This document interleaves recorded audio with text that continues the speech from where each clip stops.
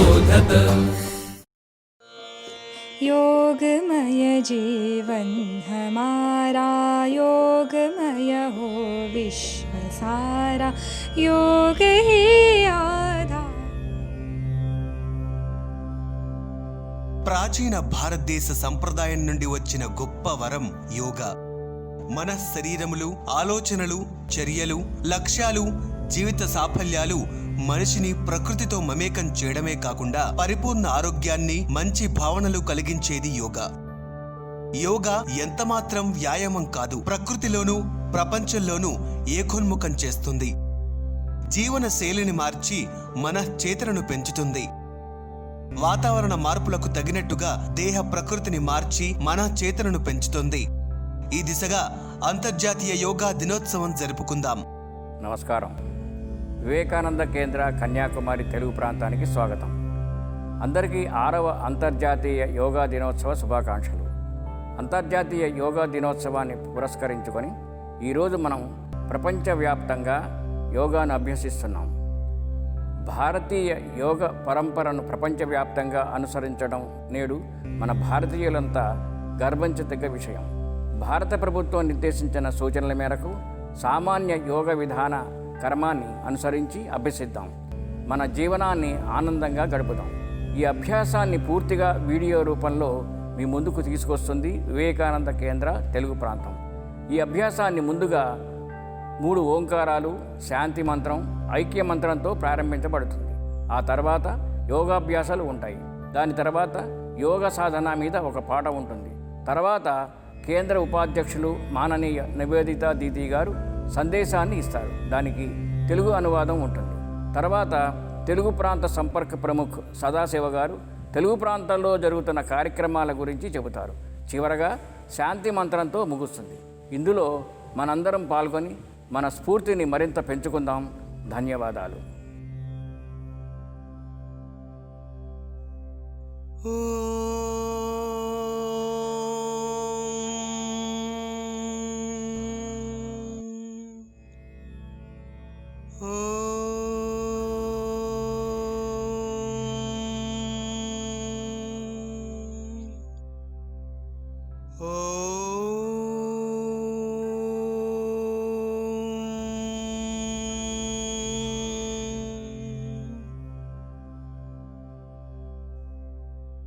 ఓం సహనా భవతు సహనౌ భునక్తు సహ వీర్యం కరవావహై తేజస్వినావధీతమస్తు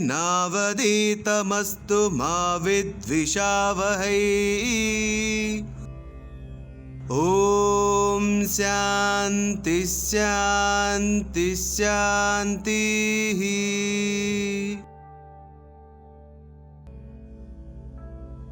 संगच्छध्वं संवदध्वं संवो मनांसि जानताम् देवा भागं यथा पूर्वे संजानाना उपासते. ఇప్పుడు యోగాభ్యాసాన్ని ప్రారంభిద్దాం. ముందుగా చాలన క్రియలు అంటే శరీరాన్ని వదులు చేసే ప్రక్రియలు. ఇందులో మెడలు వంచుట, స్థితి నిటారుగా నిల్చోవాలి. 2 చేతులు శరీరానికి వెనకాల పెట్టుకోవాలి. ఏకాం గాలి విడిచిపెడుతూ తలను నెమ్మదిగా వంచాలి. ద్వే శ్వాస పీల్చుతూ తలను వీలైనంత వెనక్కు వంచాలి. ఇప్పుడు మెడను కుడి ఎడమలకు వంచడం. ఏకాం శ్వాస విడిచిపెడుతూ నెమ్మదిగా కుడి చెవిని కుడి భుజానికి తాకించాలి. గాలి పీలుస్తూ నెమ్మదిగా తల మామూలు స్థితికి తీసుకురావాలి. ద్వే శ్వాస విడిచిపెడుతూ ఎడమ చెవిని ఎడమ భుజానికి తాకించాలి. మళ్ళీ గాలి పీల్చుతూ తలను యథాస్థితికి తేవాలి. మెడను తిప్పడం. ఏకాం శ్వాస విడిచిపెట్టి తల ముందుకు తెస్తూ గడ్డం వక్షస్థలాన్ని తాకాలి. ద్వే శ్వాస పీల్చుతూ నెమ్మదిగా తలను గుండ్రంగా ఒకే రీతిలో తిప్పాలి. దీన్ని క్లాక్ వైజ్ రొటేషన్ అంటారు. ఇలా పూర్తిగా ఒక రొటేషన్ చేయాలి.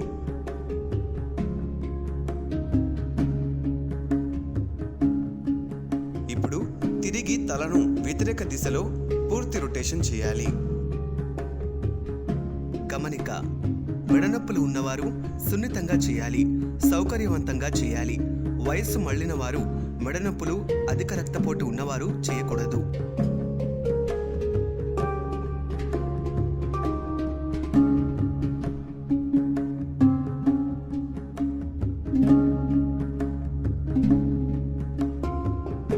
ఇప్పుడు శ్వాసను పీల్చి వెనకకు వంచి మరియు గాలి విడిచిపెడుతూ మామూలు స్థితికి రావాలి. భుజాల కదలికలు. స్థితి: కాళ్ళు దగ్గరగా ఉంచి, శరీరం నిటారుగా ఉంచి, చేతులు పక్కగా ఉంచాలి.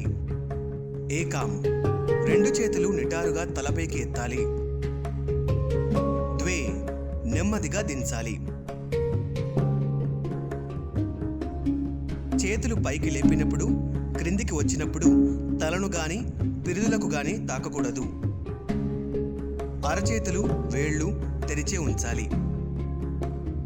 ఇప్పుడు భుజాలు తిప్పడం. స్థితి: నిటారుగా నిల్చోవాలి.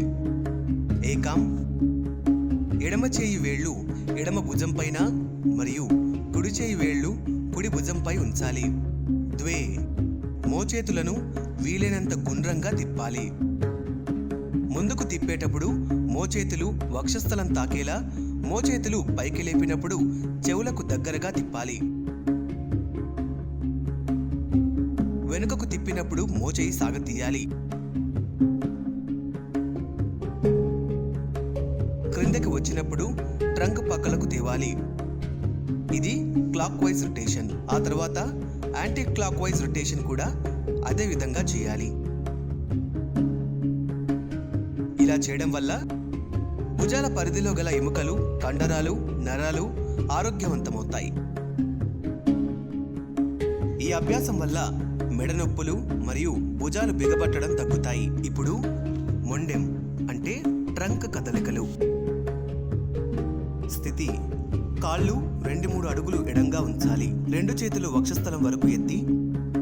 ఏకాం: శ్వాస విడుస్తూ ఎడమ వైపుకు శరీరాన్ని మెలిపెట్టాలి. ద్వే: ఎడమ అరచేయి కుడి భుజాన్ని తాకించాలి. శ్వాస పీల్చుతూ వెనుకకు రావాలి.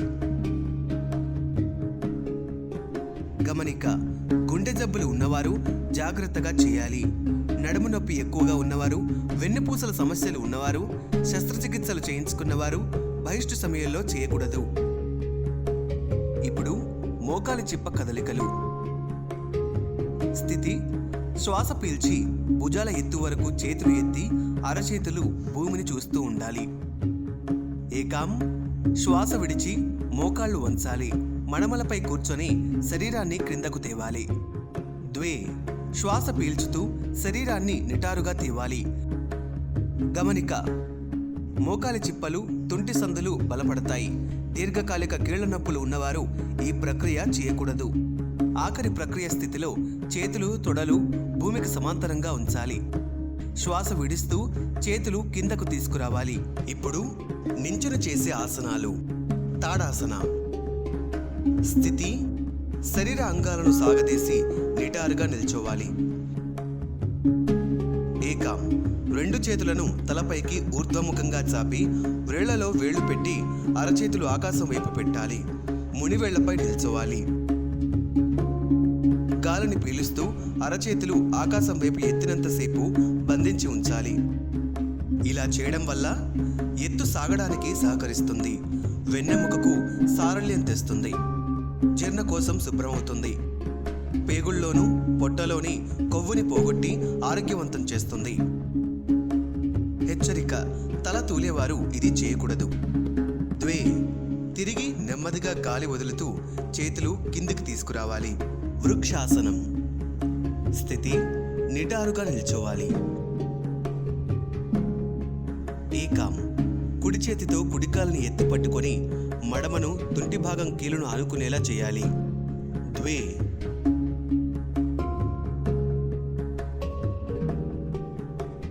చేతులు జోడించి నమస్కారం చేయాలి. ఈ స్థితిలో 10 నుండి 30 సెకండ్ల సమయం ఉండాలి. ఇలా ప్రతిరోజు చేయడం వల్ల కాళ్ళ కీళ్ళు, మోకాళ్ళు, చీలమండలు సడలించబడతాయి. 3ని నెమ్మదిగా చేతులను కిందకు దింపాలి.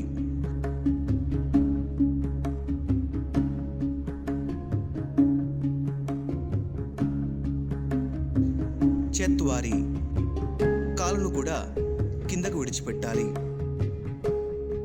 ఇప్పుడు తిరిగి ఈ విధంగా రెండో వైపున కూడా చేయాలి. ఏకాం,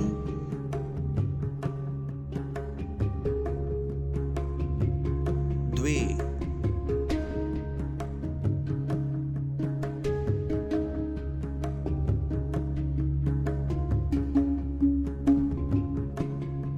త్రీని,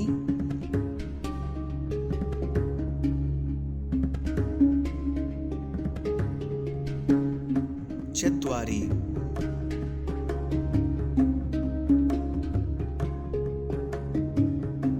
హెచ్చరిక: వర్టిగో, తల తిరుగుడు మరియు అధిక బరువు కలవారు ఈ ఆసనం చేయకూడదు. పాదహస్తాసన స్థితి: నిటారుగా నిల్చోవాలి. కాళ్ల మధ్య దూరం 1 నుండి 2 అడుగులు ఉండాలి.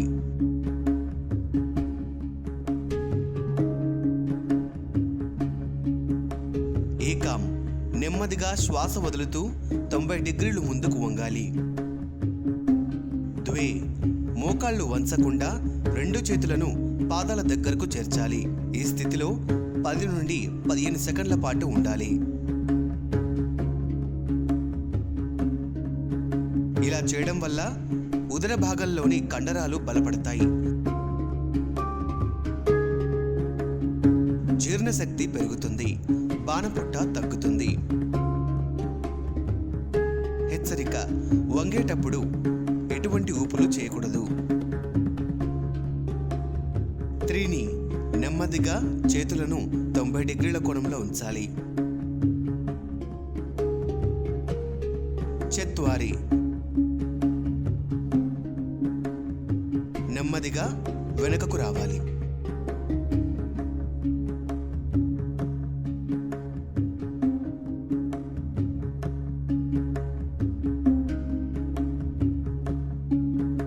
అర్ధచక్రాసన స్థితి: నిటారుగా నిల్చోవాలి. ఏకాం, నడుము దగ్గర చేతుల సహాయంతో అరచేతులు కిందకు ఉండేలా పట్టుకోవాలి. ద్వే, శ్వాస తీసుకుంటూ వెనుకకు తల వంచుతూ మెడ కండరాలను సాగతీయాలి.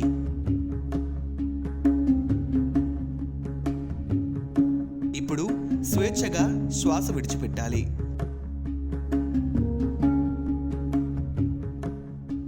ఈ స్థితిలో 10 నుండి 30 సెకండ్లు ఉండాలి. శ్వాసక్రియ సమానంగా ఉండాలి. ఈ ఆసనం వెన్నెముకను సడలిస్తుంది, నరాలను, కండరాలను బలపరుస్తుంది, మెడ కండరాలకు శక్తినిస్తుంది. హెచ్చరిక: తల తిరుగుతున్నవారు, అధిక రక్తపోటు గలవారు తగిన జాగ్రత్తలు తీసుకుని చేయాలి.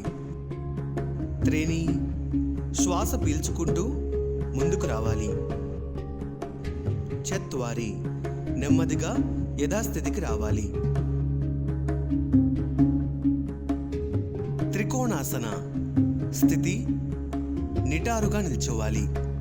ఏకాం, 2 కాళ్ల మధ్య దూరం 1 మీటరు లేదా అనుకూలంగా పెట్టుకోవాలి. ఆ తర్వాత 2 చేతులను భూమికి సమాంతరంగా పక్కలకు చాచి అరచేతులు నేలను చూసేటట్లు ఉంచాలి. ద్వే, గాలిని నెమ్మదిగా వదులుతూ నడుమును కుడిపక్కకు వంచుతూ కుడి చేతిని కుడికాలు పాదం చివర తాకేటట్లు ఉంచాలి. ఆ తర్వాత తలను పైకి తిప్పి ఎడమ అరచేతిని చూడాలి. ఈ స్థితిలో కొంతసేపు ఉండాలి.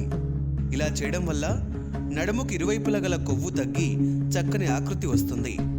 సయాటికా నరాన్ని ఉత్తేజపరిచి నొప్పిని నివారిస్తుంది. కాళ్లలోని పింక కండరాలు బలపడతాయి. హెచ్చరిక: స్లిప్ డిస్క్, సయాటికా మరియు పొట్ట సంబంధ చికిత్స చేయించుకున్నవారు ఈ ఆసనం చేయకూడదు. 3ని తర్వాత శ్వాస విడుస్తూ పైకి రావాలి. చత్వారి, తిరిగి యథాస్థితికి రావాలి. తిరిగి ఎడమవైపు కూడా కుడివైపు మాదిరిగా చేయాలి. ఏకాం,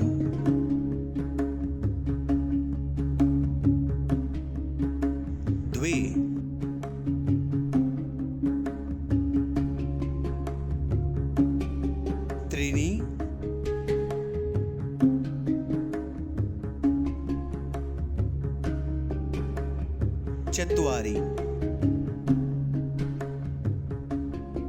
ఇప్పుడు కూర్చుని చేసే ఆసనాలు. భద్రాసనం. స్థితి దండాసనంలో కూర్చోవాలి. ఏకాం. కాళ్ళు మడిచి అరికాళ్ళు రెండు ఒకదానికొకటి తాకించాలి. కుడి చేతితో కుడికాలు చీలమండ పైన పట్టుకొని పాదాలకు దగ్గరగా తెచ్చుకోవాలి. సీవని నాడికి రెండు పక్కలకు రెండు కాళ్ళు మడమలను ఉంచాలి.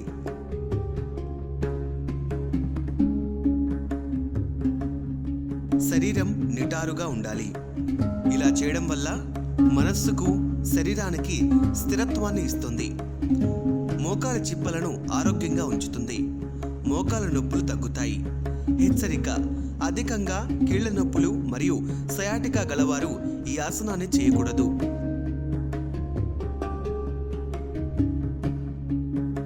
ద్వే. కాళ్ళు రెండు ముందుకు చాపుతూ యథాస్థితికి రావాలి.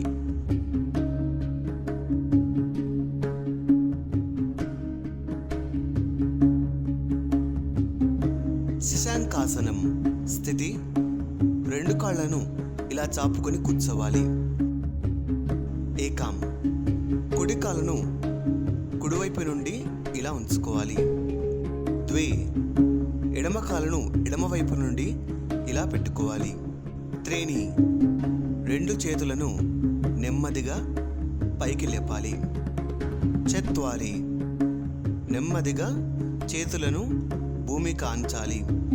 ఈ స్థితిలో అలసట లేనంత వరకు ఉండాలి. ఇలా చేయడం వల్ల పొత్తి కడుపుపై ఉత్తేజం కలిగిస్తుంది. పంచ. నెమ్మదిగా పైకి లేవాలి. షట. చేతుల్ని కిందకు తీసుకురావాలి. సప్త. కుడివైపు నుండి కుడికాలను యథాస్థితికి తీసుకురావాలి. అష్ట. ఎడమ కాలుని ఎడమవైపు నుండి యథాస్థితికి తీసుకురావాలి. జీర్ణాశయం ఒత్తిడి వల్ల జీర్ణశక్తి అభివృద్ధి చెందుతుంది. వెన్నెముక సడలిస్తుంది. మలబద్ధకం తగ్గుతుంది. ఇప్పుడు అర్ధ ఉష్ట్రాసన. స్థితి కాళ్లను ఈ విధంగా ముందుకు చాపి కూర్చోవాలి. ఏకాం. కుడి కాలును కుడివైపు నుండి ఈ విధంగా ఉంచుకోవాలి. ద్వే. ఎడమ కాలును ఎడమవైపు నుండి ఈ విధంగా ఉంచుకోవాలి. చేతులను మోకాళ్లపై ఈ విధంగా ఉంచాలి. దీన్ని వజ్రాసనం అంటారు. త్రేణి. నెమ్మదిగా మోకాళ్లపై లేవాలి. నడుము దగ్గర చేతుల వేళ్లు కిందకు వచ్చేలా పెట్టి పట్టుకోవాలి. చత్వారి. తల వెనుకకు వంచుతూ తల వద్ద గల కండరాలు సాగతీయాలి. శ్వాస పీల్చుతూ మీ శక్తి కొలది వంగాలి. ఆఖరి స్థితిలో శ్వాసక్రియ విడిచిపెట్టాలి. ఈ స్థితిలో 10 నుండి 30 సెకండ్లు మామూలు శ్వాసక్రియలో ఉండాలి. ఈ విధంగా చేయడం వల్ల నడుము నొప్పి, మలబద్ధకం తగ్గిస్తుంది. గుండెకు, తలకు రక్త సరఫరా బాగా జరుగుతుంది. హెచ్చరిక: హెర్నియా కలవారు, పొట్ట గాయాలు ఉన్నవారు, ఆర్థరైటిస్, గర్భిణులు ఈ ఆసనం చేయకూడదు. పంచ. నెమ్మదిగా ఈ విధంగా తీసుకురావాలి. షట. నెమ్మదిగా మోకాళ్లపై కూర్చోవాలి. సప్త. ఎడమ వైపు నుండి ఎడమ కాలును ఈ విధంగా ముందుకు చాపాలి. అష్ట. కుడివైపు నుండి కుడి కాలును యథాస్థితికి ఈ విధంగా తీసుకురావాలి. ఉత్తాన మండూకాసన. స్థితి వజ్రాసనంలో కూర్చోవాలి.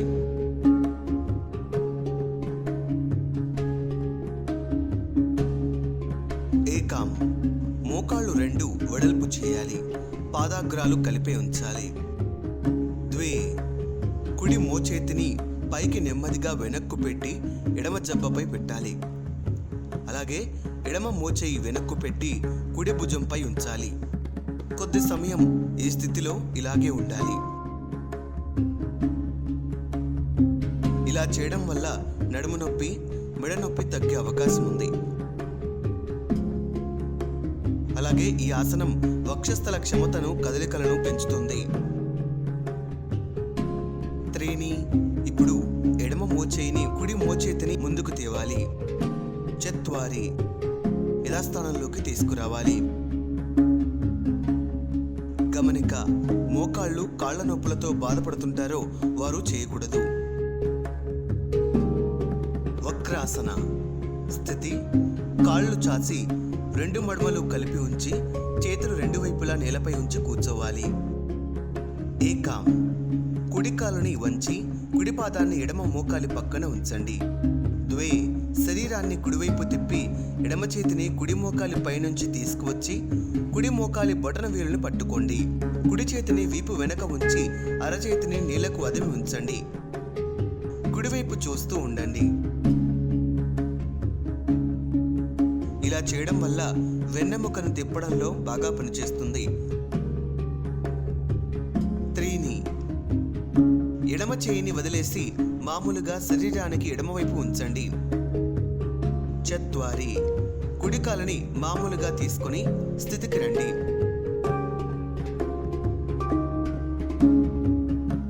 తిరిగి ఎడమవైపు కూడా కుడివైపు మాదిరిగా చేయాలి. వెన్నెముక అంతర కండరాలే కాక మూత్రపిండాలపై కూడా ఈ పార్శ్వపు వంపు బాగా పనిచేస్తుంది. నరాల బలహీనతకు, లివర్ వ్యాధిగ్రస్తులకు, ముఖ్యంగా మూత్రపిండాల వ్యాధిగ్రస్తులకు మంచి ఫలితాలు ఉంటాయి. క్లోమ గ్రంథిపై శుభావన కలిగించి మధుమేహాన్ని నియంత్రిస్తుంది. గమనిక, స్థూలకాయలు అరచేయి భూమిపై ఆంచక మోకాలపై భారం మోపవచ్చు. వెన్నెముక ఎదురుగా చేతిని మరల్చి పెట్టాలి. హెచ్చరిక, తీవ్ర నడుము నొప్పి, వెన్నుపూసల వ్యాధులు, పొట్ట, శస్త్రచికిత్సలు మరియు బహిష్టులలో చేయకూడదు.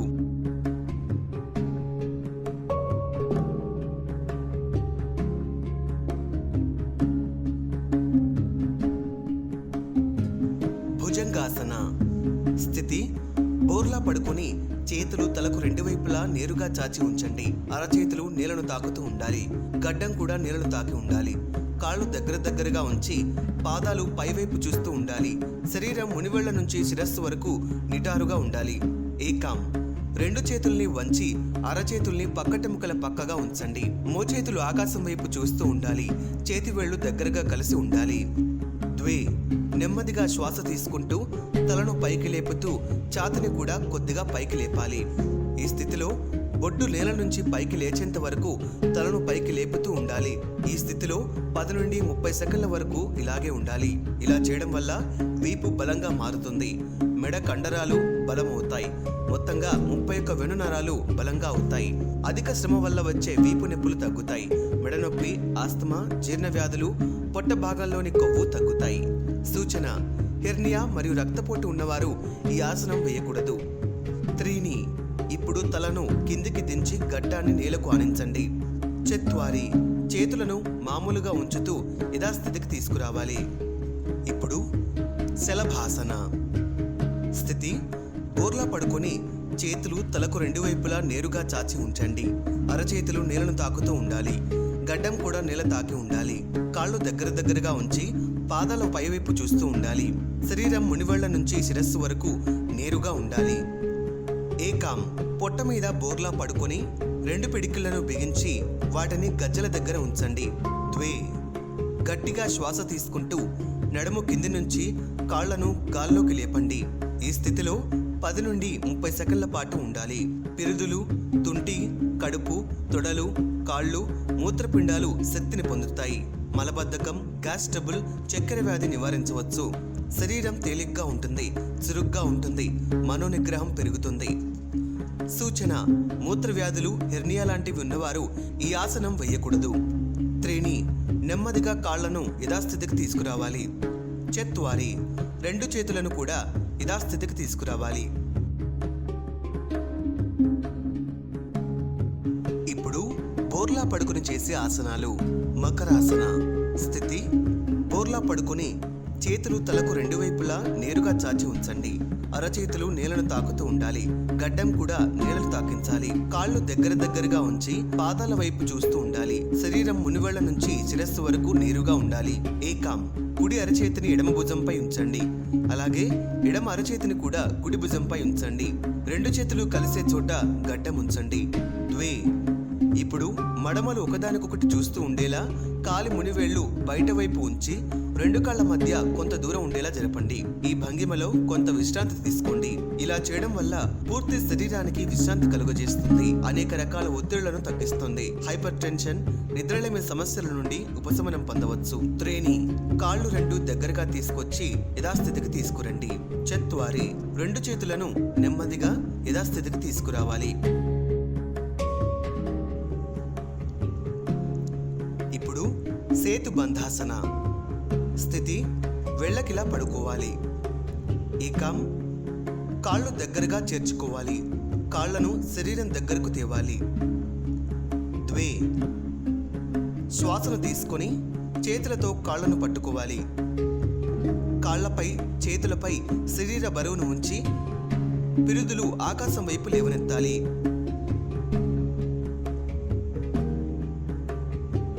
ఈ స్థితిలో 10 నుండి 30 సెకండ్ల పాటు ఉండాలి.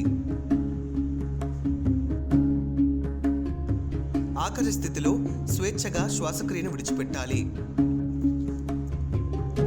ఇప్పుడు పవన ముక్తాసన స్థితి, వెళ్ళకిలా పడుకోవాలి.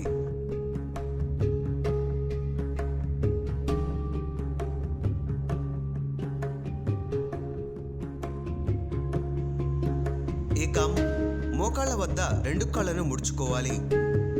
ద్వే గాలి విడిచిపెడుతూ తల పైకెత్తి రెండు చేతులతో రెండు కాళ్ళను చుట్టుకోవాలి. రెండు తొడలతో పొత్తి కడుపుపై ఒత్తిడి చేయాలి. ఈ స్థితిలో 10 నుండి 30 సెకండ్ల పాటు ఉండాలి.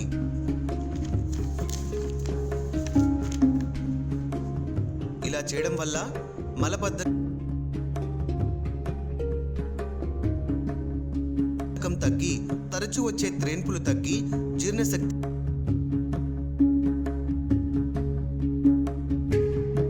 ఇప్పుడు శవాసనం స్థితి, వెళ్ళకిలా పడుకోవాలి. రెండు కాళ్ల మధ్య దూరం ఉంచాలి. రెండు చేతులను శరీరానికి దూరంగా పెట్టి అరచేతులు ఆకాశం వైపు ఉండాలి. కళ్ళు మూసుకోవాలి. ఈ స్థితిలో కడుపు యొక్క కదలికల్ని గమనించండి. ఊపిరి పీల్చినప్పుడు కడుపు పైకి రావడం, ఊపిరి వదిలినప్పుడు లోపలికి పోవడం గమనించవచ్చు. ఊపిరి పీల్చినప్పుడు కడుపు వ్యాకోచించి, ఊపిరి వదిలినప్పుడు కుచించుకుపోతుంది. దీర్ఘంగా ఊపిరి పీల్చినప్పుడు శరీరం శక్తివంతమై తేలిక అవుతుంది. ఊపిరి వదిలినప్పుడు అన్ని కండరాలు బిగును సడలించి విశ్రాంతిని అనుభవిస్తాయి. ఊపిరి వదిలినప్పుడు ఆకార స్వరాన్ని మందస్వరంతో ఉచ్చరించండి.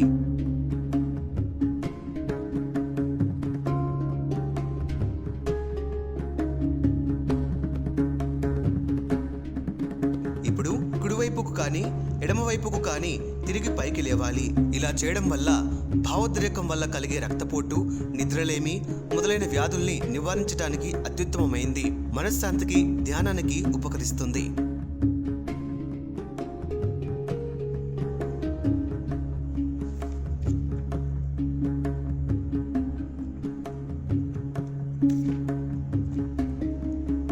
ఇప్పుడు ప్రాణాయామ కపాలభాతి. నడుము నిటారుగా ఉంచాలి.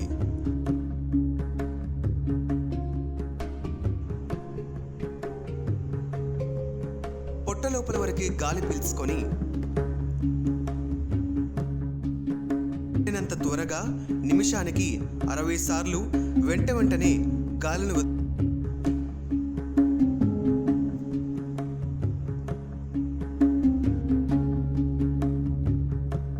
ఉచ్ఛ్వాస నిశ్వాసాలు వేగంగా వదిలినప్పుడు పొత్తి కడుపు కండరాలు వెనుకకు ముందుకు కదలాలి. ఇలా 1 నిమిషంలోనే 60 నుండి. ఇప్పుడు నాడీ శోధనం లేదా నాడీ శుద్ధి ప్రాణాయామ. పద్మాసన స్థితిలో కూర్చోండి లేదా ఏదైనా ధ్యాన ముద్రలో కూర్చోవాలి.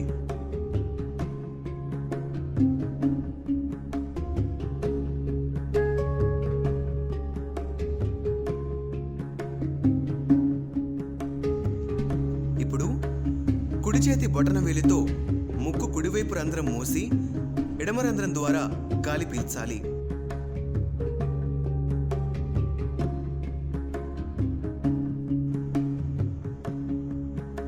ఇప్పుడు చిటికెన వేలు ఉంగరం వేళ్లతో ముక్కు ఎడమవైపు రంధ్రం మూసి కుడివైపుకు నెమ్మదిగా వదలాలి.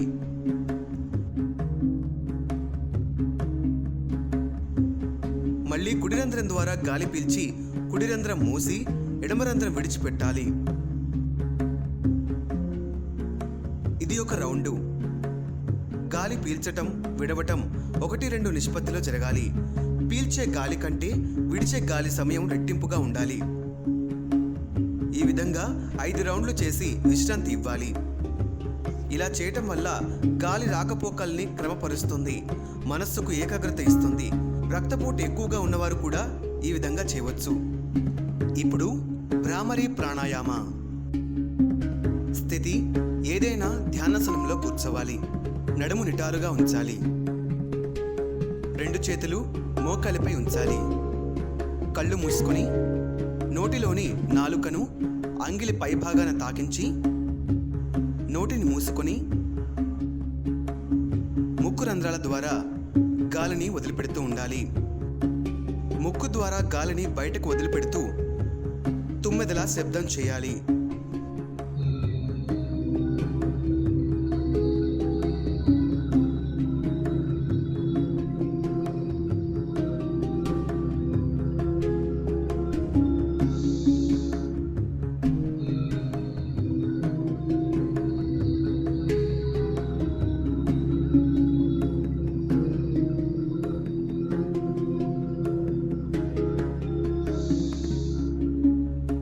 కొంతసేపటి తర్వాత శ్వాసను నిలిపి ఉంచి మళ్ళీ ఇలాగే చేయండి.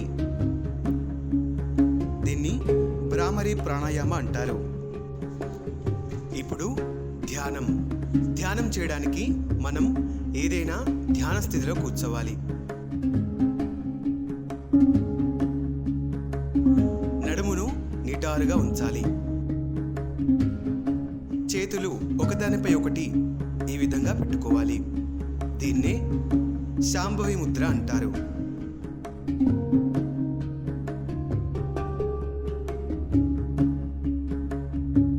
ముఖాన్ని ప్రసన్న వదనంతో ప్రశాంతంగా ఉంచుకోవాలి. ముఖంపై చిరునవ్వు ఉండాలి. ఎటువంటి ఆలోచన లేకుండా ప్రశాంతంగా ఉండాలి. నుదుటి భాగంపై ఉన్న బురుకుటి మధ్యలో మన ధ్యాసను కేంద్రీకరించాలి. శరీరంలోకి గాలి ఎలా వెళ్తోంది, ఎలా బయటికి వస్తోంది అనేది గమనించాలి.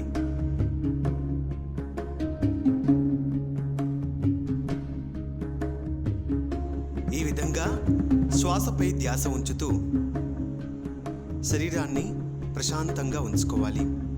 ధ్యానం చేయడం భయం, కోపం, ఆందోళనలు, అలసటలు, నిరాశలను పోగొడుతుంది. మనస్సుకు ప్రశాంతత లభిస్తుంది.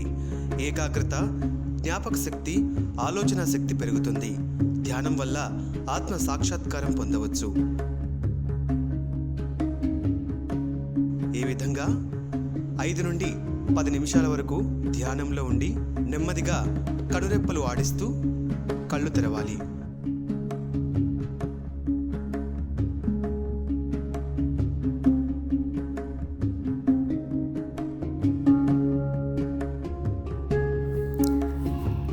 అంతర్రాష్ట్రీయ యోగ దినోత్సవ సందర్భంగా అందరికీ నమస్కారాలు.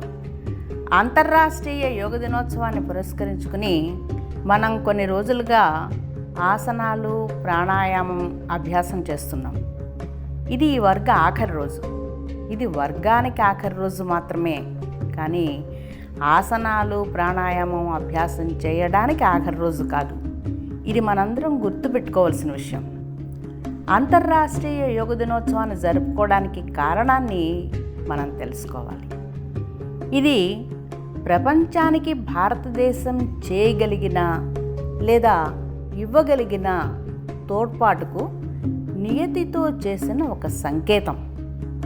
దీనిని మనం అర్థం చేసుకుంటే అంతర్రాష్ట్రీయ యోగ దినోత్సవం ఒకరోజు విషయం కాదనేది మనకి అర్థమవుతుంది.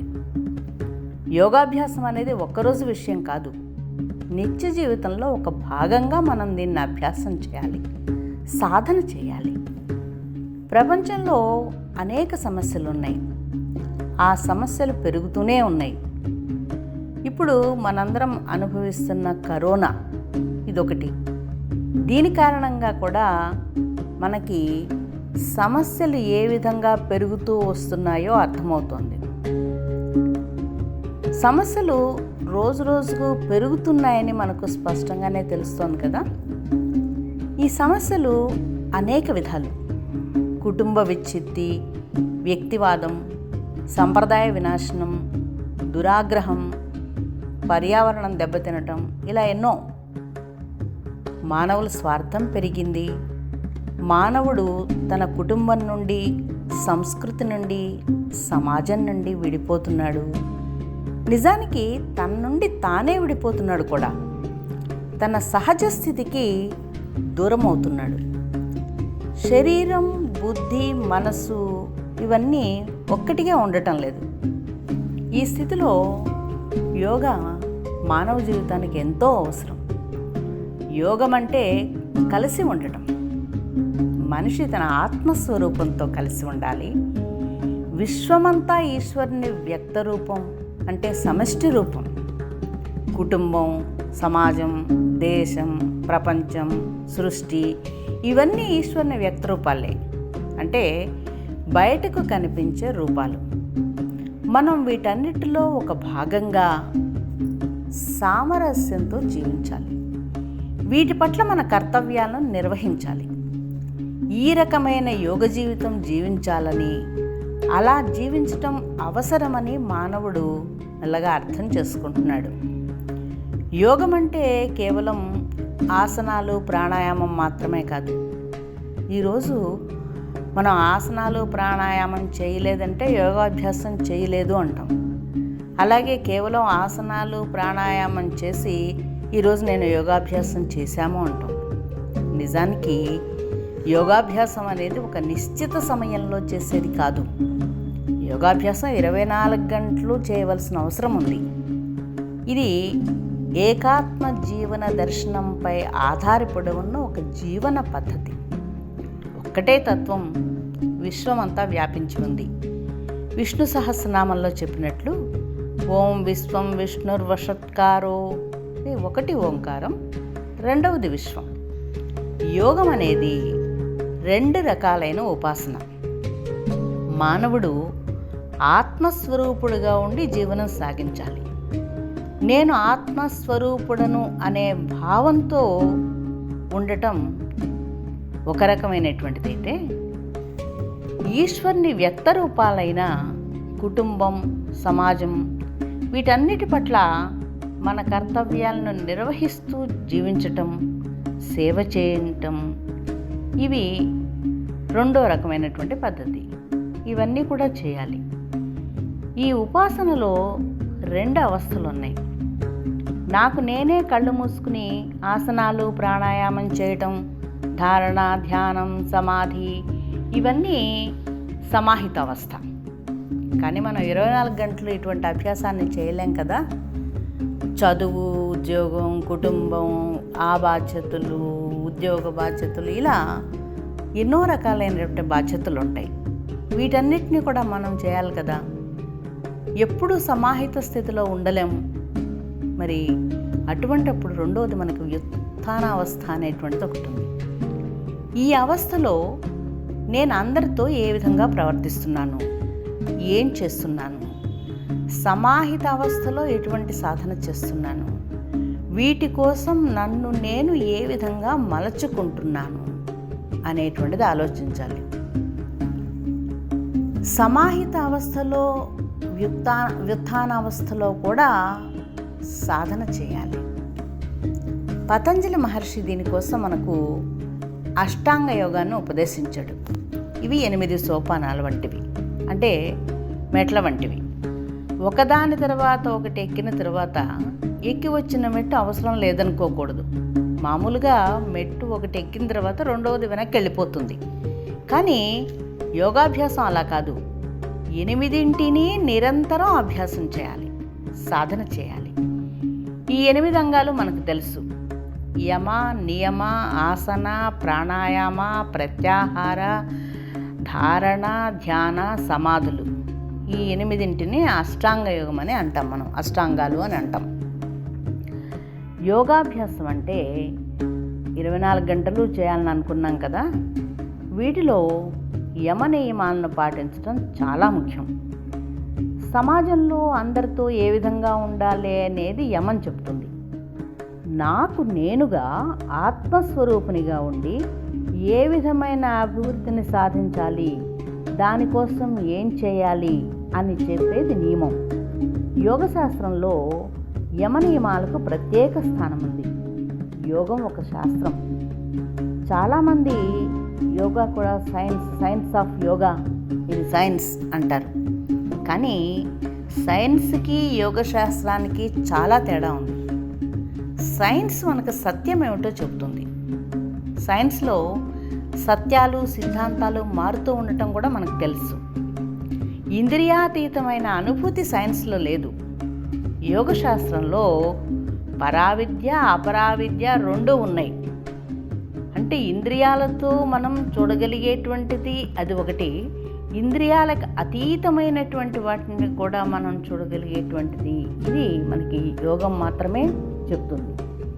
ఉదాహరణకి సైన్స్ గురుత్వాకర్షణ గురించి చెప్తుంది, కానీ ఇది చెయ్యి అది చెయ్యి అటు వెళ్ళు ఇలాంటివి చెప్పదు. యోగశాస్త్రం ఏవి చేయాలో ఏవి చేయకూడదో కూడా చెప్తుంది. నియమాలను జీవితంలో అలవాటు చేసుకోవాలి. యోగం కేవలం ఒక సంకల్పం కాదు, కేవలం అది అంటే ఏమిటో తెలుసుకోవడం కాదు, శరీర వ్యాయామం కూడా కాదు.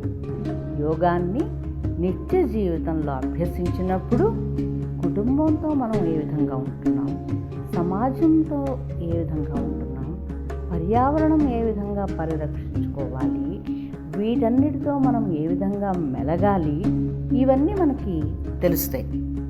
ఈ దృష్టితో 24 గంటలు యోగాభ్యాసం చేయాలి. దీన్ని మనం అనుభవించి ఆ విధంగా జీవించి ఇతరులకు చెప్పగలగాలి. యోగం అంటే కలవటం, ఆత్మ చైతన్యంతో కలిసి ఉండాలి. అలాగే ఈశ్వరుని చైతన్యంతో అంటే ఈశ్వరుని ప్రకటిత రూపంతో కూడా కలిసి ఉండాలి. ఆసనాలు ప్రాణాయామం చేసి నేను యోగాభ్యాసం చేస్తున్నాను అనుకోవటం సరైంది కాదు. ప్రపంచంలో ఏం జరుగుతోందో, సమాజం ఎలా ఉందో, పర్యావరణం ఎలా ఉందో తెలియకపోతే, వాటితో ఆత్మీయత లేకపోతే అది యోగాభ్యాసం కాదు. ఆసనాలు ప్రాణాయామం మాత్రమే యోగాభ్యాసం కాదు. ఏకాత్మత అనుభూతి కోసం నిత్య జీవితంలో దీన్ని మనం అనుసరించాలి. అన్ని చోట్ల ఒకటే చైతన్యం ఉంది ఆ మాట మనం అంటూనే ఉంటాం, కానీ దాని అనుభూతి మాత్రం ఉండదు. ఒక్కడే పరమాత్మ అన్ని చోట్ల ఉన్నాడంటాం, కానీ చిత్తవృత్తులతో కలిసి జీవిస్తాం. ఎవరైనా ఏదన్నా అంటే కోపం వస్తుంది. కోపం వచ్చిందంటే మనం కోపం రూపంగా మారిపోతాం. నిరాశ కలిగితే నిరాశ రూపాన్ని పొందుతాం. చిత్తవృత్తులను నిరోధించలేం. ఈ చిత్తవృత్తులను శాంతపరచాలి. చిత్తంలోని అంటే మనసులోని మాలిన్యాన్ని, దుష్ట చింతనను తొలగించుకోవాలి. అష్టాంగ యోగోపాసన నిత్యం చేయాలి. అష్టాంగాల్లో మొదటి అంగం యమం. ఇది 5 విధాలు. అవి సత్యం, అహింస, అస్తేయం, బ్రహ్మచర్యం, అపరిగ్రహం. అహింస అంటే ఏమిటి? మామూలుగా మనం ఎవరినైనా కొట్టడం అంటే భౌతికంగా హింసించటం, ఇదే హింస అనుకుంటాం. కానీ భౌతికమైనటువంటి హింస మాత్రమే హింస కాదు. మన మాటల చేత, చేతల చేత, ఆలోచనల చేత కూడా ఎవరిని హింసించకూడదు, ఎవరికి బాధ కలిగించకూడదు. ఇది అహింసా పాలన. చాలాసార్లు మన కుటుంబంలో కానీ ఉద్యోగంలో కానీ ఎవరైనా ఏదైనా అంటే జవాబు చెబుతాం. దానివల్ల బాధ కలుగుతుంది, కానీ కుటుంబ వాతావరణం కానీ మనం ఉన్నటువంటి వాతావరణం ఆ పరిస్థితులు కానీ బాగుపడవు. అందుకే మనం సంయమనంతో వ్యవహరించాలి. ఎవరికి మనస వాచ కర్మణ అంటే 3 విధాలుగా కూడా మనం ఎవరికి బాధ కలిగించకూడదు. ఇక సత్యం రెండవది. సత్యాన్నే పలకాలి అంటాం. సత్యం అంటే ఏమిటి? ఆత్మీయతే ఏకాత్మతే సత్యం. ఆత్మీయతను తెలిపే మాటలు మాట్లాడటమే సత్యం. అటువంటి భావన మన మనసులో ఉండి సమాజం పట్ల, దేశం పట్ల, కుటుంబం పట్ల ఏకాత్మతా భావం ఉండి, ఆత్మీయత ఉండి ఆ మాటల్ని బయటకు చెప్తే అది సత్యం. కుటుంబంలో కానీ సమాజంలో కానీ అప్పుడప్పుడు అసత్యాన్ని మాట్లాడటం అంటే మనసులోని భావాన్ని అనేక విధాలుగా చెప్పచ్చు. కేవలం మాట ద్వారానే కాదు, మన మాట ద్వారా చెప్పటం మాత్రమే మాట్లాడినట్టు కాదు. కొన్ని భావాలను అంటే మనోభావాలను కళ్ళతో చెప్పచ్చు, గొంతు మార్పుతో చెప్పచ్చు, ఇలా అనేక విధాలుగా చెప్పచ్చు. ఒక్కొక్కసారి మన నోటి నుంచి వచ్చేటువంటి మాట మాత్రం సత్యాన్నే పలుకుతుంది, కానీ మనోభావం దాంతో కలిసి ఉండదు. అంటే మన కళ్ళు, గొంతు వేరే విధంగా ఉంటాయి. అంటే మన భావం మనసులో ఉన్నది మనం చెప్పట్లేదు, కేవలం పెదాలపై నుంచి చెప్తున్నామని అనుకోవాలి.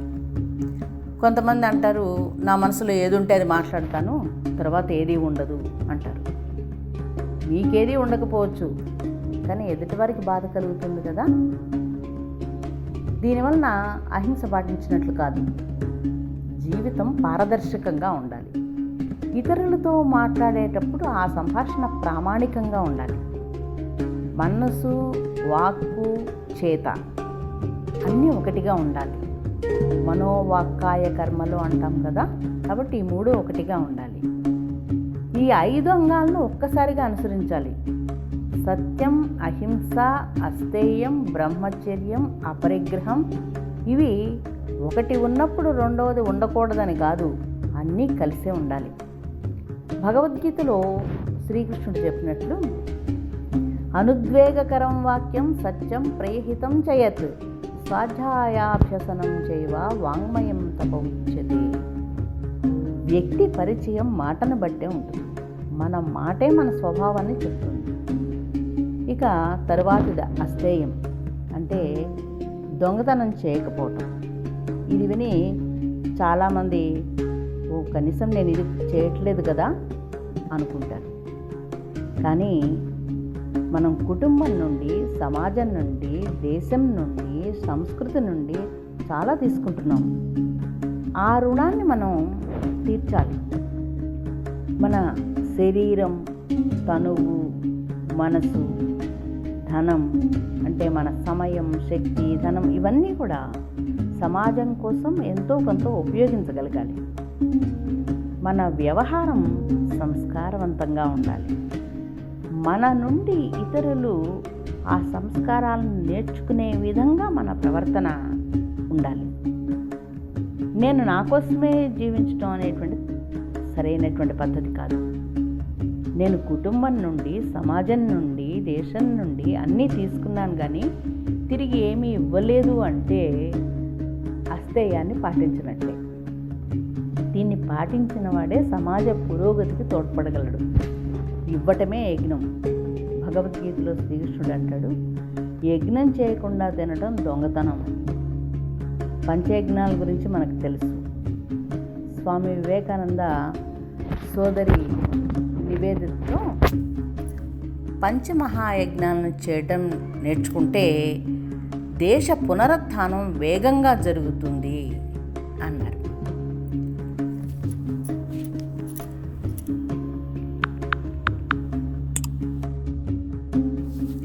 పంచమహాయజ్ఞాల్లో మొదటిది పితృయజ్ఞం.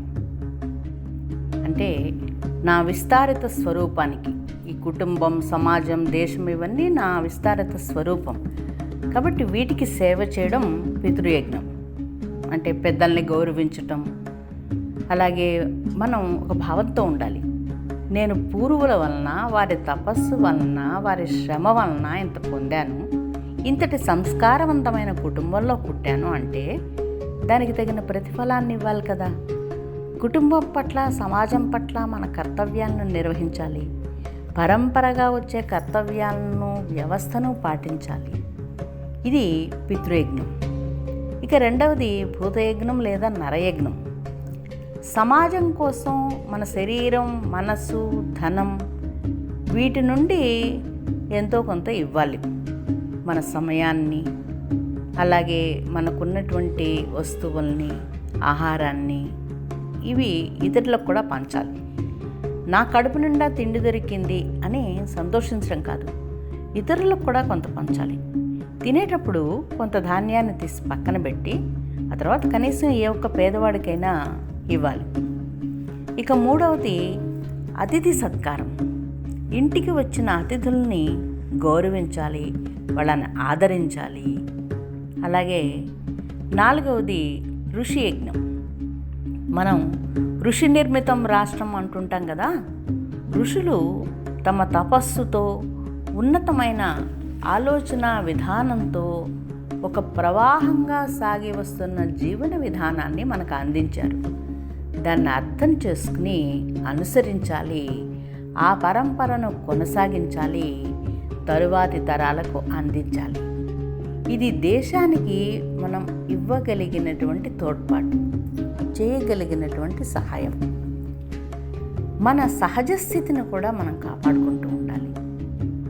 అలాగే సమాజంలో ఉన్నటువంటి సహజ స్థితిని కాపాడాలి. ఆ తర్వాత ఇది దేవయజ్ఞం. దేవతలు విశ్వంలో ఉంటారు, వారిని ఉపాసించాలి. అన్ని చోట్ల ఉండేటువంటి దేవతలు పంచభూతాల్లోనూ ఉంటారు. పంచభూతాలకు అధిష్టాన దేవతలు ఉంటారు. పంచభూతాలతో తయారైన మన శరీరం కూడా ఆ విధంగా దేవతామయం కాబట్టి మన శరీరాన్ని ఆరోగ్యంగా ఉంచుకోవాలి. ఆసనాలు, ప్రాణాయామం వీటితో దృఢంగా ఉంచుకోవాలి. తరువాతది బ్రహ్మయజ్ఞం. అంటే ఇష్టదేవతను ఉపాసించడం. రోజు ధ్యానం చేయాలి, జపం చేయాలి. నేను ఆత్మస్వరూపాన్ని అనే తత్వాన్ని గురించి ధ్యానించాలి. నేనంటే శరీరం కాదు, బుద్ధి కాదు, మనసు కాదు. శరీరం నేను అనేదానికి గుర్తింపు కాదు. చిదానందరూప శివోహం శివోహం. ఈ శరీరం వస్త్రం లాంటిది. చినిగిపోయిన బట్టను విడిచి వేరొక బట్టను ధరించడం వంటిది అని మనం అర్థం చేసుకోవాలి. ఆత్మతత్వాన్ని బోధించే భగవద్గీత, ఉపనిషత్తులు, మహాత్ముల గ్రంథాలు ఇవన్నీ చదవాలి. ఈ పంచమహాయజ్ఞాలను చేసినప్పుడే అస్థేయాన్ని పాటించినట్లు అవుతుంది. తరువాతది బ్రహ్మచర్యం. బ్రహ్మచర్యం అంటే ఇంద్రియ నిగ్రహం, సంయమనం. ఇది చాలా అవసరం. ఇది లేకపోతే ఇప్పుడు మనం చూస్తున్న అనేక విషయాలు, విద్యార్థి ఏకాగ్రతతో చదవలేడు, దంపతుల మధ్య సామరస్యం ఉండదు. ఈ మధ్య దంపతుల మధ్య సంయమనంతో, పరస్పరం నిష్ఠతో ఉండవలసిన బంధం దెబ్బతిని కుటుంబ విచ్ఛిత్తి జరుగుతోంది. కాబట్టి ఇది సరైనటువంటి పద్ధతి కాదు. దీనికి మనం ఏం చేయాలంటే ఇంద్రియ నిగ్రహాన్ని పాటించాలి, సంయమనాన్ని పాటించాలి. ఇంద్రియ నిగ్రహాన్ని కలిగించేవేవో, హాని కలిగించేవేవో కూడా తెలుసుకోవాలి. మన ఇంట్లో ఏవే పుస్తకాలు ఉండాలి, టీవీలో ఏవేవి చూడాలి, ఇవన్నీ కూడా ఇంద్రియ నిగ్రహం కిందకే వస్తాయి. ఆ తరువాతది అపరిగ్రహం. అంటే మనకు కావలసినంత మాత్రమే మనం తీసుకోవాలి, తప్పకుండా తీసుకోవాలి, కానీ దానికోసం దారి తప్పకూడదు. అదే పనిగా వస్తువులను అతిగా కూడబెట్టుకూడదు. మనం నా దగ్గర ఉన్న ఇంకా కావాలి, ఇంకా కూడబెట్టాలి, అవసరానికి మించి కూడబెట్టడం అనేటువంటిది ఉంది. ఇది సరైనటువంటిది కాదు. నిజానికి ఇదొకటైతే, రెండవది నేను అనుకున్నదే చేస్తాను, నేను మారను అనడం ఇంకోటి. కాబట్టి ఈ 5 నియమాలను మనం ఇతరులతో వ్యవహరించేటప్పుడు తప్పనిసరిగా పాటించాలి. అందుకే పతంజలి మహర్షి ఏతే జాతి దేశకాల సమయానవచ్ఛిన్న సర్వభౌమా మహావ్రతం అని చెప్పాడు.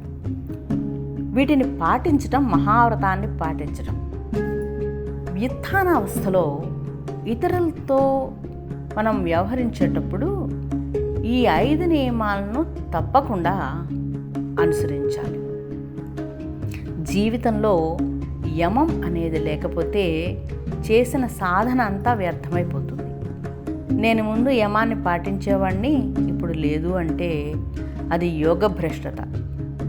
ఆ విధంగా చేస్తే యోగభ్రష్టుడు అవుతాడు. ఆ తరువాతవి నియమాలు.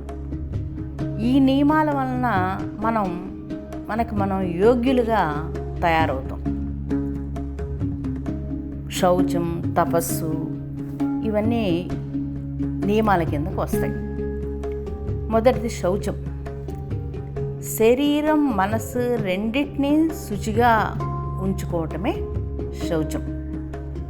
స్నానం మొదలైన వాటితో శరీరాన్ని శుభ్రంగా ఉంచుకోవాలి. అలాగే పరిసరాలను పరిశుభ్రంగా ఉంచాలి. రాగద్వేషాలు లేకుండా ఉండటం మానసిక శౌచం. ఇంతకుముందు మనం చెప్పుకున్నటువంటి పరిసరాలు, శరీర శుభ్రత ఇవన్నీ బాహ్య శౌచం అయితే, రాగద్వేషాలు లేకుండా ఉండటం అనేది మానసిక శౌచం.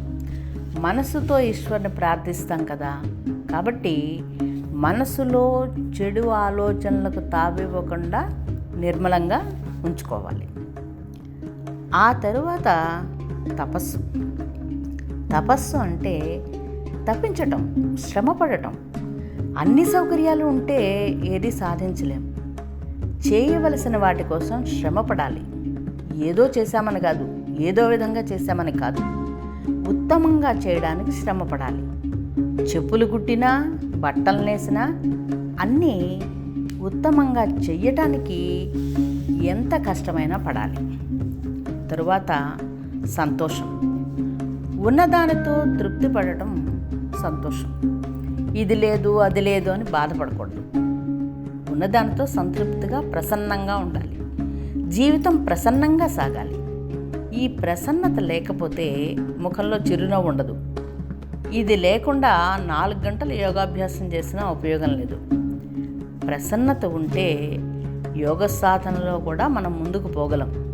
వయసుతో పాటు ప్రసన్నత కూడా పెరగాలి. తరువాతది స్వాధ్యాయం. ఈ భూమిలో ఋషులు, మహాత్ములు తమ తపస్సుతో, తమ ఆచరణతో, ఆలోచనా విధానంతో ఎన్నో గ్రంథాలు రచించారు. వీటిని చదివితే మనకు అనేక విషయాలు తెలుస్తాయి. వీటిని నిత్యం చదవాలి. అలాగే నేను సాధించవలసినది సాధించటానికి తగినట్లుగా జీవించగలుగుతున్నానా లేదా అని ఎప్పటికప్పుడు ఆత్మపరిశీలన చేసుకోవాలి.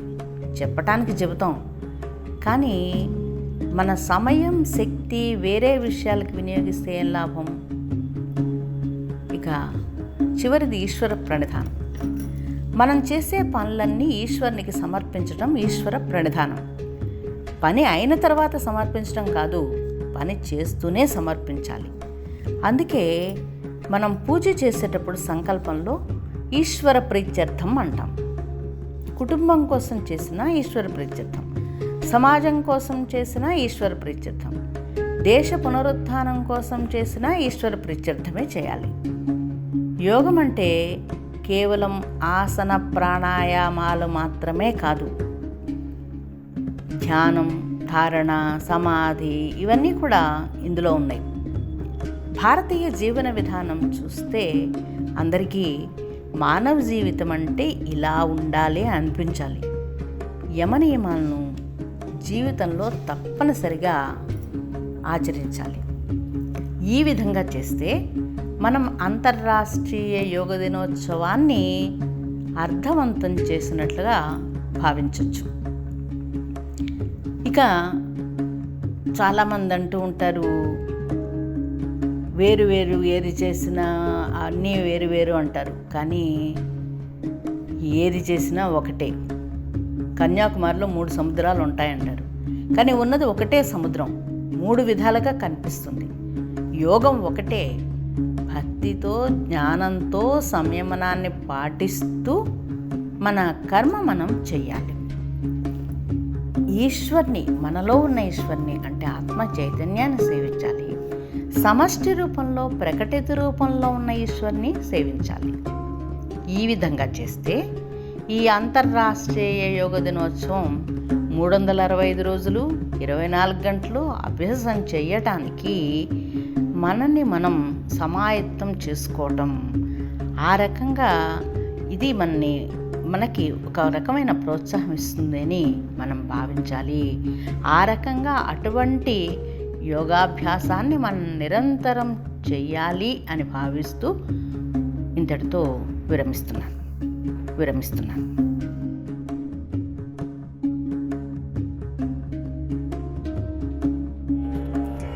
योगमय जीवन हमारा, योगमय हो विश्व सारा, योग ही आधार अपना, योग ने सबको संवारा। योगमय जीवन हमारा, योगमय हो विश्व सारा, योग ही आधार अपना, योग ने सबको संवारा। योगमय हो विश्व सारा। आदि व्याधि उपाधि ऐसे संक्रमण हो चाहे जैसे, आदि व्याधि उपाधि ऐसे संक्रमण हो चाहे जैसे, योग प्रतिरक्षा कवच है, योग प्रतिरक्षा कवच है, वीर बन खेलो अखारा।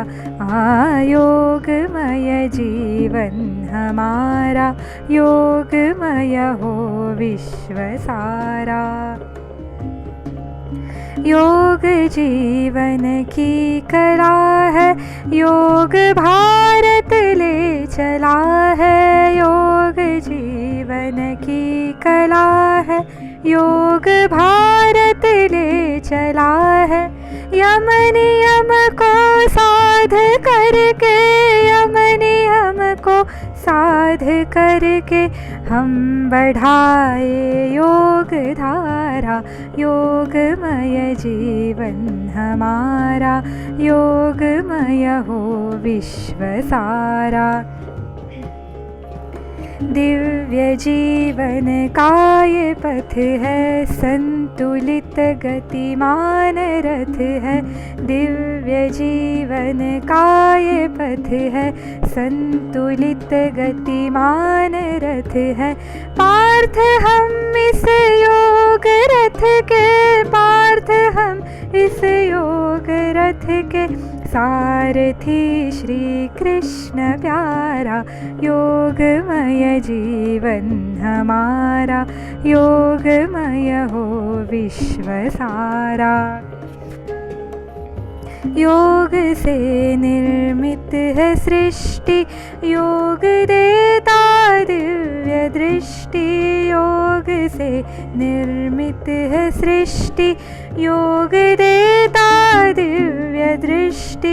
योग ही हमको जगाता, ब्रह्म से हमको मिलाता, योगानंद अगम पारा। योगमय जीवन हमारा, योगमय हो विश्व सारा। योग ही आधार अपना, योग ने सबको संवारा। योगमय हो विश्व सारा।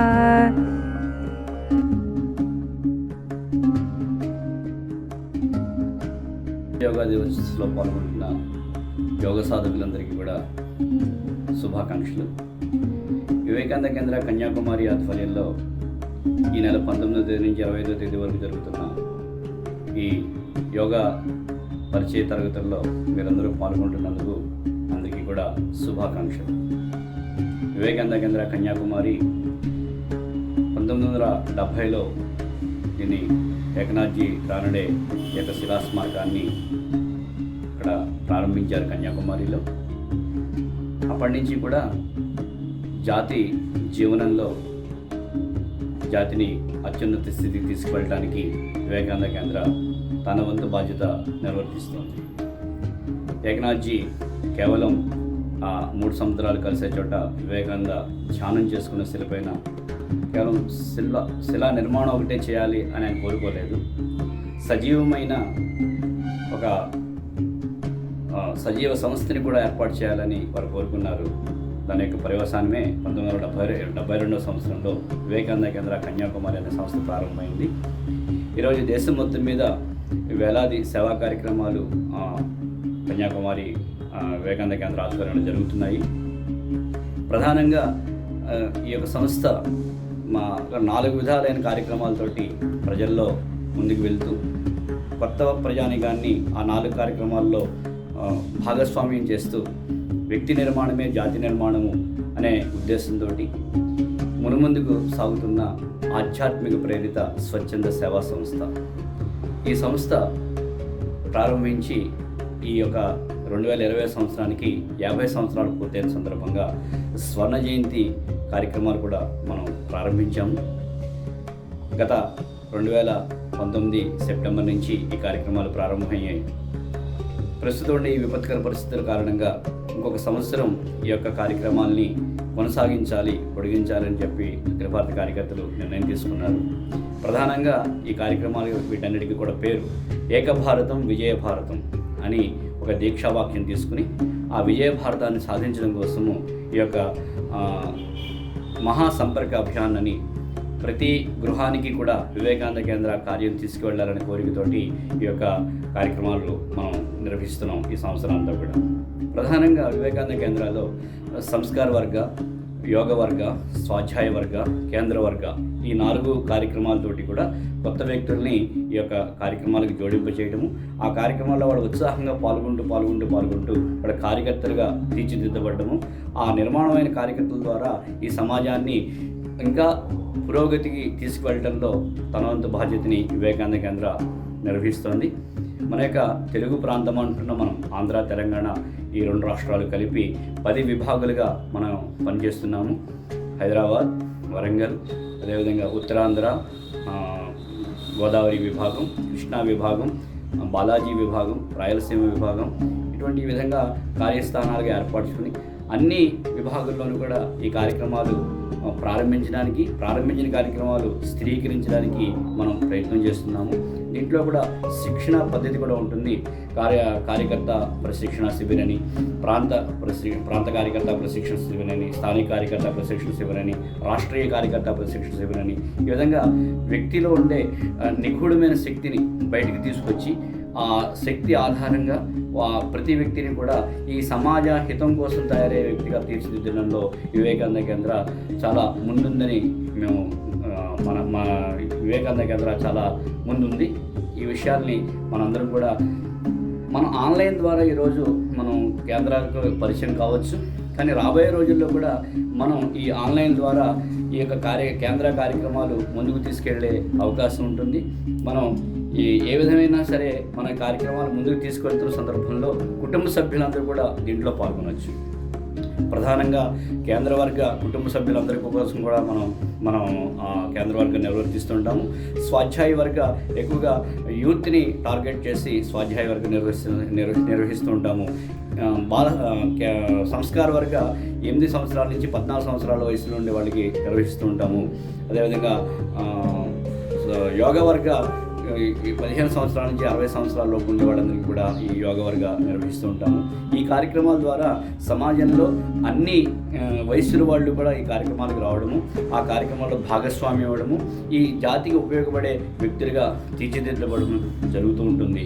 మన యొక్క ప్రధానంగా మన ప్రాంతంలో సముద్ర తీర ప్రాంతంలోనూ అదేవిధంగా ట్రైబల్ ఏరియాలోనూ మనం ప్రయత్నం చేస్తున్నాము. అస్మిత పేరుతోటి మనం ప్రయత్నం చేస్తున్నాము.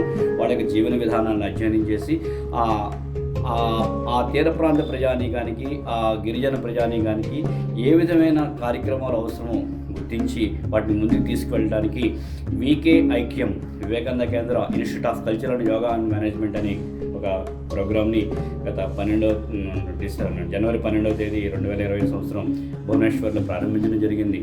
మన యొక్క ఆంధ్ర ప్రాంతంలో కూడా సముద్ర తీర ప్రాంతము శ్రీకాకుళం నుంచి నెల్లూరు జిల్లా వరకు సుమారు ఒక 1000 కిలోమీటర్ల విస్తరణలో ఉంది. ఆ 1000 కిలోమీటర్లలో విస్తరించిన ప్రాంతంలో విధర్మీయ విజాతీయ శక్తులు, సంస్థలు చాలా పనిచేస్తున్నాయి.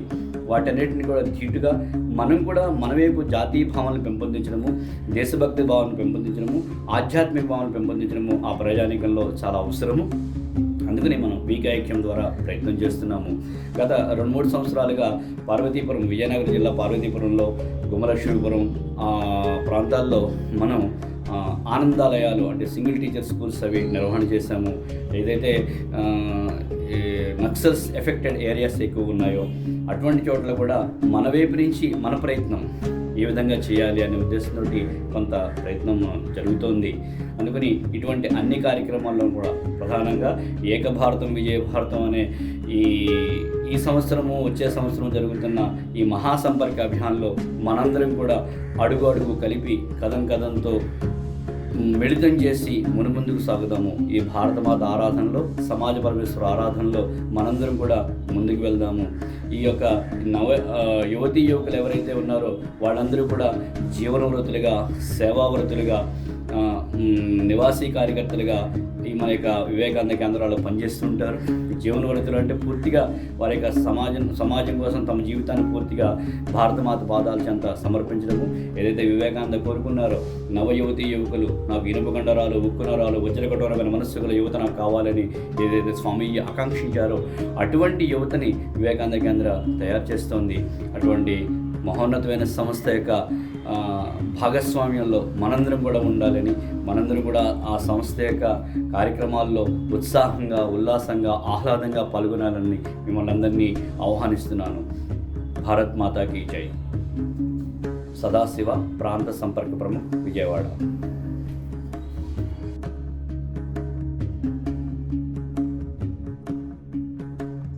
ఇప్పుడు సంకల్పం. ఈ సంకల్పాన్ని మీరు కూడా చెప్పండి. అంతర్జాతీయ యోగా దినోత్సవం సందర్భంగా నేను ఈ ప్రతిజ్ఞ చేస్తున్నాను.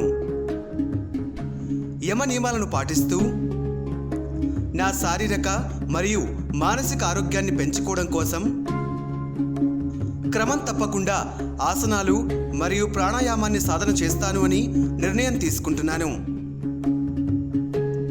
నేను నా కుటుంబం మరియు సమాజం యొక్క మంచి ఆరోగ్యం కోసం పనిచేస్తాను మరియు సమాజం యొక్క మంచి ఆరోగ్యం కోసం పనిచేస్తాను. అలాగే రోజుకు ఒకసారి ప్రార్థిస్తాను. నేను నా దినచర్యను యోగమయంగా మార్చుకుంటాను.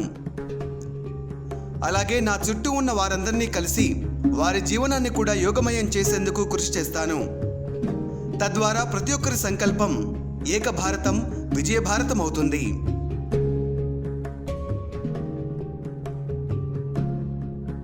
సర్వే భవంతు సుఖినః, సర్వే సంతు నిరామయాః, సర్వే భద్రాణి పశ్యంతు, మా కశ్చిత్ దుఃఖభాగ్ భవేత్. ఓం శాంతి శాంతి శాంతి.